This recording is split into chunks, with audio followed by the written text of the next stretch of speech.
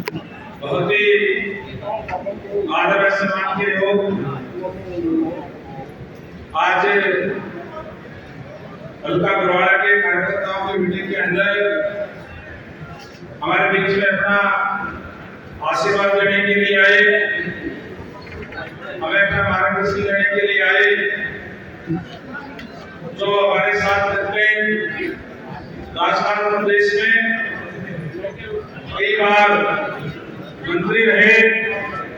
नेता प्रतिपक्ष रहे,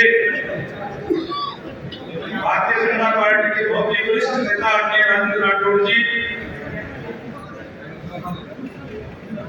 हमेशा आपके बीच में रहने वाले, आप सबके दुखों के साथी, भारतीय जनता पार्टी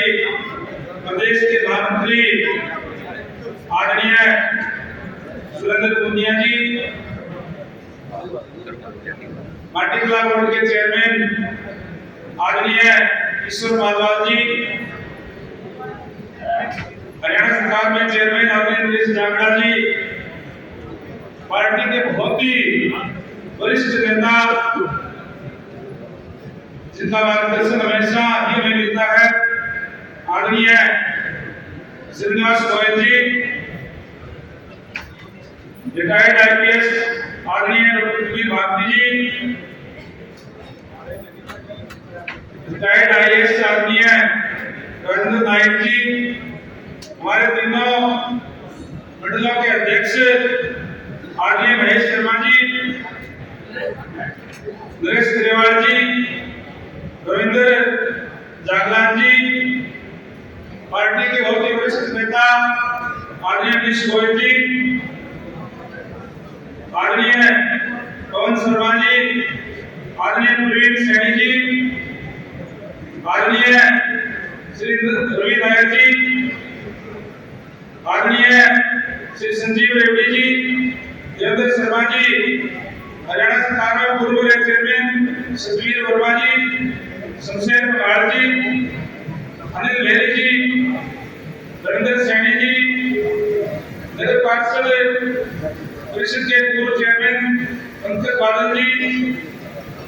आदरणीय सुखबीर सैनी जी, वाइस चेयरमैन तारक सिंह नलवा जी, रामचंद्र जी, श्री महेंद्र जी, सीमा शर्मा जी, सज्जन गर्ग जी, रामस्वरूप जी और यहाँ उपस्थित बरवाड़ा हल्का के गांव से और शहर के वार्ड से आए हुए सभी सरपंच साहिबान, एमसी साहिबान, सभी मेरे सम्मानित बुजुर्गों, भगवान दोस्तों, माता शक्ति माताओं, बहनों, पत्रकार एवं छायाकार साथियों, मैं सबसे पहले आप सबका अपने दिल से आभार व्यक्त करता हूं, धन्यवाद करता हूं कि आपने यहाँ आने पर, जैसे ही मैं बरवाड़ा के अंदर आया, आपने जो बरवाड़ा के शहर के अंदर एंट्री पे जो जोरदार स्वागत करने का काम किया, अभिनंदन करने का काम किया, इसके लिए मैं सभी आप सबका भी और तमाम शहरवासियों का अपने दिल से आभार व्यक्त करता हूं, धन्यवाद देता हूं। साथियों, चुनाव की तारीख तय हो गई है और इस चुनाव के अंदर आपके बीच में शीर्ष नेतृत्व में का मुद्दे करके भेजा है। मैं हमारे शीर्ष नेतृत्व का दिल से आभार व्यक्त करता हूं कि उन्होंने जिम्मेदारी दी है कि बरवाड़ा हल्के के अंदर कमल खिलाना है और इस जिम्मेदारी के लिए केवल टिकट एक को दी जाती है और ऐसा नहीं है कि केवल टिकट मुझे दी गई है तो केवल मैं जीत सकता हूँ। हमारा हर एक कार्यकर्ता यहाँ कमल खिलाने में सक्षम है क्योंकि हमारा संगठन बहुत मजबूत है और हमारे बहुत से साथी जो यहाँ से के दावेदार भी हैं, एक आपको चूंकि दे दी गई है और ऐसा भारतीय जनता पार्टी में हो सकता है कि आपके बीच में सुरेंद्र पुनिया जी लगातार यहाँ से चुनाव जिन्होंने लड़ा हमेशा आपके बीच में रहते हैं और इन्होंने स्वयं आकर के आपसे अपील करने का काम भी किया है और मुझे ये कहा कि धन्यवाद जी आप आ जाओ, चिंता मत करो, हम तमाम कार्यकर्ता साथी मिलकर के कंधे से कंधा मिला करके आपके साथ चलेंगे और सभी जितने भी हमारे बीच में जो चाहे वो किफायती थे, जो उम्मीद कर रहे थे कि मिलनी चाहिए, पार्टी के सीनियर साथी सभी के सभी आज एक होकर के और इस चुनाव के अंदर लगे हुए हैं। मैं सभी कार्यकर्ताओं का तहे दिल से आभार व्यक्त करता हूँ। हमारे बीच में बादल धनखड़ा जी भी है, कृष्ण आर्य जी है, रविंद्र रोहटी जी भी है, सुंदर समाज जी भी है, रत्न लंबा जी है। मैं बोलू का नाम तो ना भूलेगा तो कहेगा भाई हेलो भाई और क्या आ रहे बहुत ही सीनियर मित्र है भाई बोलू जी जिन्होंने आपके सामने सारी बातें रखी। इनका मुंह भी दिखा आपसे एक ही गुजारिश करूंगा कि आप सारे साथी एकजुट होकर के आप लोगों के सामने टिक नहीं सकती है। इसमें भाई कुतुब दिन है और मैं तो पहले लगातार नड़वा हल्का से चुनाव लड़े हैं और नड़वा हल्का के अंदर भी कोई साधारण लोगों के सामने चुनाव नहीं लड़े, चाहे वो प्रदेश के मुख्यमंत्री भी रहे हो, वित्त मंत्री रहे, फाइनेंस मिनिस्टर भी और गृह मंत्री भी रहे, वो लोग सामने चुनाव लड़ रहे थे। मैं एक साधारण कार्यकर्ता था, लेकिन केवल चुनाव मैंने नहीं लड़ा, सभी कार्यकर्ताओं ने एकजुट होकर के चुनाव लड़ा तो चुनाव के अंदर जीत हासिल हुई। इसी तरीके से मैं आप लोगों से विनती करूंगा कि हम एकजुट होकर के जिस तरीके से आज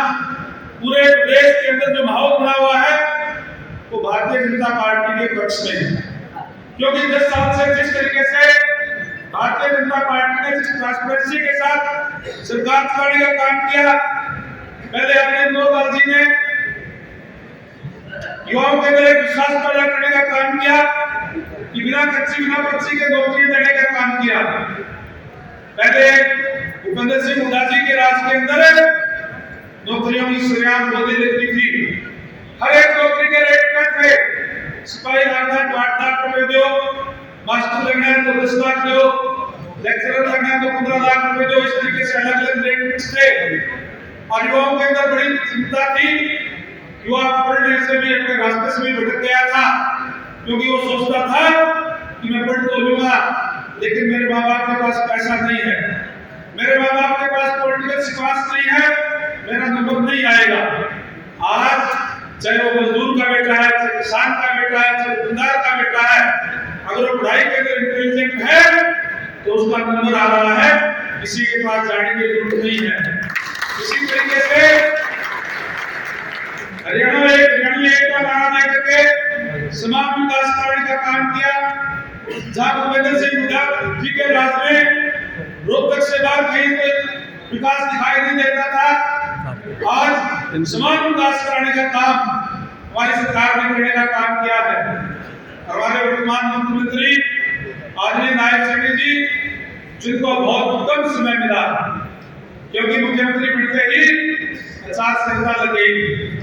आचार संहिता के बाद केवल 2 महीने का टाइम मिला और उन 2 महीनों के टाइम के अंदर ऐतिहासिक फैसले लेने का काम किया, जिससे आज रतन तक उसका लाभ पहुंच रहा है। ऐसा हरियाणा के अंदर पहली बार हुआ है